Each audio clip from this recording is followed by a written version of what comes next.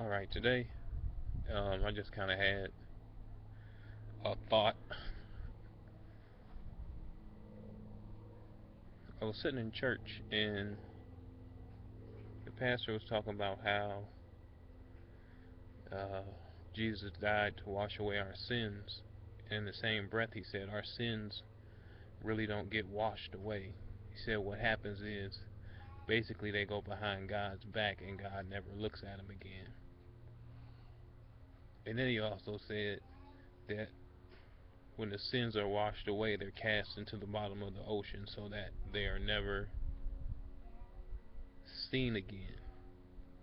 But if you think about that and the idea that everything is created out of light and energy, these sins go into the ocean, and the ocean life picks up this frequency or this energy of these sins, and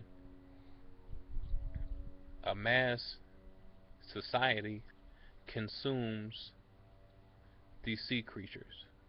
So, in essence, what they were saying is that, God cast these sins into the ocean, but they don't say that these sins can also be sucked up by the life that lives in the ocean. And when you consume that, you consume millions and millions of sins. You consume,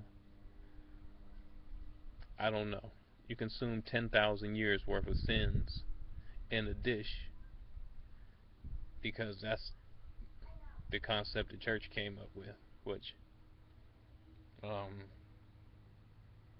the idea of organized religion is a joke to me. You can't tell me that I have to give you 10% of what I make to get into heaven, or I have to store treasure down here. However they say it, to have treasure in heaven. It doesn't make any sense. The reason I'm doing this outside is because I don't want to throw off the balance of my home. I go to church because my wife enjoys it, and I want to back her. But when you listen to this stuff, you get further and further away from it because none of it makes sense. It's a book that was written thousands of years ago,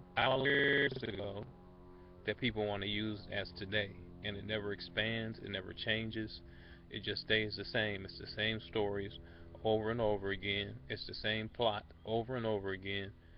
When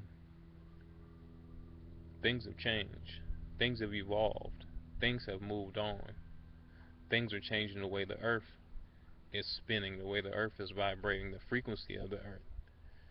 But the Bible stays the same. The word is the word, and people are so entrenched in it that they don't care what the truth is.